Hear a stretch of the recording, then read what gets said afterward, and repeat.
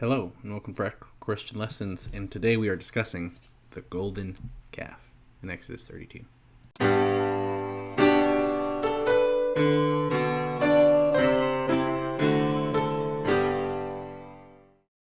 So, if you're new to the channel, we do a lot here, and today we are going over an essay from the NIV Zondervan Archaeological Study Bible. It's out of print, so if you want to get your own, it might be a little pricey, but you might be able to find a digital version of the notes or something online.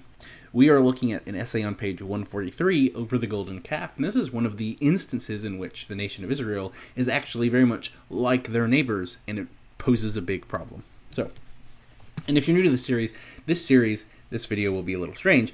This series is about how we're demonstrating that the theology of Israel in the ancient world is not like the theology of their neighbors. It's not quite the same. And despite what some modern philosophical thought and scholarship is, where they're focusing on the similarities, it's doing so to the one rejection of older scholarship, even by non-Christian scholarship, and to the more obvious note that they are so different, they can't be that.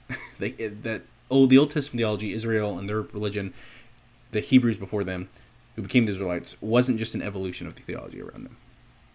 This essay, I think, is actually going to be one of the instances where it shows they were too similar to their neighbors, and that was a big problem for the Lord. So, into it. Exodus 32. In art and legend, gods were frequently represented by animals thought to symbolize the attributes of a particular deity.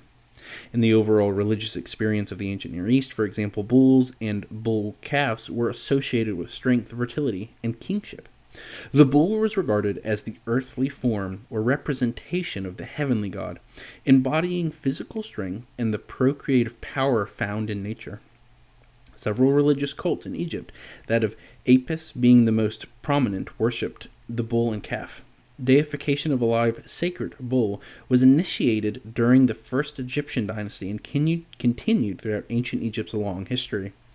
Bull cults of the Nile Delta, which existed at the same time and location as the Israelites' sojourn in Egypt, were dedicated to Horus, the god of heaven. The Canaanites also venerated bulls. El, the chief god of the Canaanite pantheon, their officially recognized list of false gods, was referred to as the heavenly bull. Baal, the storm god, was likewise associated with the bull on the account of the animal's fertility. If you hear me, like this is Baal or Baal, either pronunciation is fine, is part of where we get the name for this channel, or for this particular series on this channel.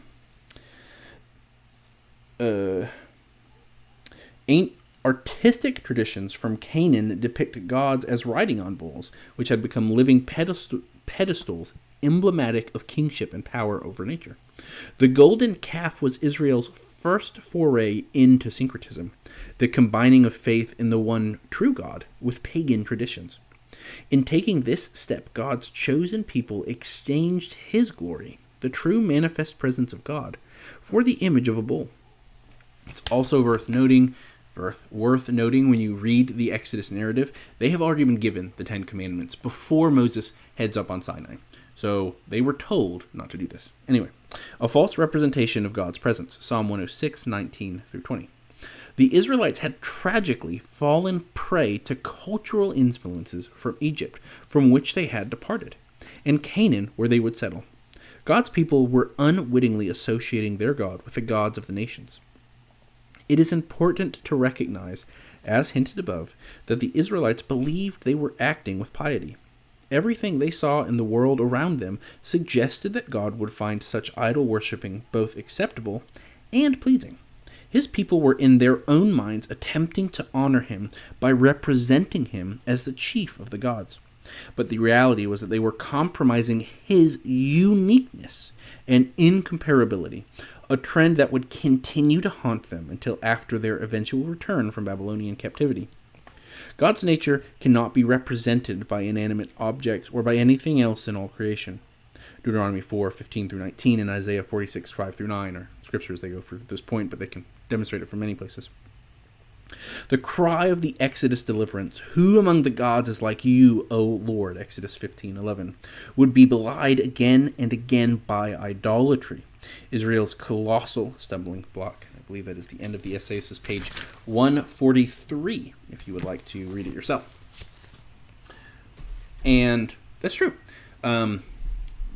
It always strikes me as very strange when there is scholarship that will note how Israel was polytheistic at times, how they worshipped Asherah and other such things. Because if you read the Bible, that's there. That's one of the hugest things Israel is critiqued for, and that's one of the things that stands out so much about the Old Testament. It is clear if you read Exodus, Moses is clearly telling the people there is only one Lord. And a bunch of people will say, well, he's just revising. This is a critique I hear all the time, where he or another figure later comes and revises the theology of the Hebrews. If that were the case, they wouldn't be punished for a golden bull. And the reason we can be confident, right, the tradition long before any of these accusations was that the Torah, the Pentateuch, its original authorship comes from Moses. And later scribes had written down the traditions that had been preserved and were then stored up in the temples. And the reason that matters is because that's the same scrolls that Josiah finds in 2 Kings 22. I believe it's 22, maybe it's chapter 23. And one of the critiques of the documentary hypothesis, we have a video on that. Go watch that. It's falling out of favor for a very good reason. It's a load of dookie. Was that Josiah had revised a lot of later tradition. Either way, you still have the problem. Well, then where's Josiah getting all this from? But he gets it from the scrolls laid up in the temple, which are these teachings from Moses. And anyone who wants to say Moses innovated something, who was the original audience of Genesis and Exodus and Leviticus and Deuteronomy and Numbers? It was the people of the Exodus. Moses is the one telling them about the story of Genesis. He's the one telling them about what happened in Exodus and that they are now going through. And then Leviticus, Numbers, and Deuteronomy is their story. It's not someone innovating something. Moses is literally telling them. They hear the Lord when they are at the mountain tell them, do not make idols. And then they're like, let's make an idol, because that's what the other nations around us are doing. This is their, as they put it, foray into syncretism. This is how they're mixing the theology that Moses has clearly presented to them, that the Lord is telling them, with their neighbors, and then they are punished for it. So if you want to try and argue that it's an evolution of theology around them, why is there a punishment narrative? And if you say it's going to be Josiah, you have to describe, where did Josiah get it from? All you do is kick the problem back a step. This is something I see all the time in apologetic spheres everywhere, is people will think an addressment to a problem has been made, right? The theory that someone came along and revised the Hebrew religion, despite the fact that we have scroll after scroll after scroll, testimony after testimony of how the Israelites strayed from the faith they were delivered into polytheism and syncretism. Where did Josiah get it from? All you do by saying is Josiah revised it is then kick it back another step, because now you still have to figure out, where did Josiah get it from? If you go with this theory, he didn't just make it up. It's too radical. You still have the same problem. So all you're doing is kicking things back steps, and you'll find that with atheism. You'll find Christian apologists who do that same thing and don't actually address the problem. We're not innocent of that exact same thing, where we'll address something and we don't realize we've just kicked it back one step and the problem is still there. We've just put one more piece in between the problem and what we have, and we still actually need to address the problem. That is what happens here in this kind of theory. So every time I hear someone's like, Israel was actually polytheistic, yeah, that's the problem. That was why the prophets condemned them. That's why the prophets were killed, because they called them out on their idolatry and their syncretism. And that is why Israel stumbled and stumbled and stumbled and was cast into darkness, put into exile, because they continued in the sins of their ancestors, the very thing that separates us from God, which is why Christ had to come and die on the cross for our sins. Why Christ is the one who makes that barrier between man's sinfulness, our rottenness and wretchedness, and the Lord breachable, where it can be gapped, where we can now enter into communion and presence with the Lord. That can't be done for Israel while they're in these states of syncretism, of polytheism, before the Lord has come and done his work. I'm going to not get too hard on that soapbox, but that's something that is unique to the theology of the Old Testament, is this idea of sin and what constitutes a sin.